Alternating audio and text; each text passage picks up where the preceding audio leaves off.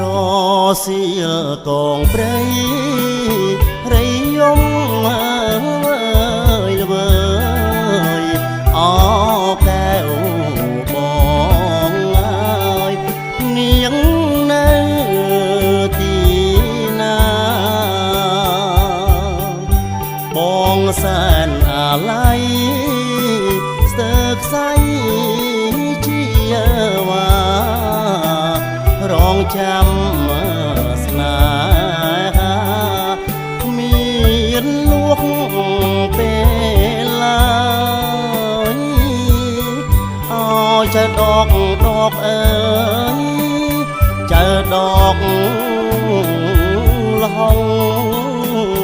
សូមអញ្ជើញមុនស្នេហ៍យូរឡងប្រុងកូនហៅស្រីមកឆាប់មើរា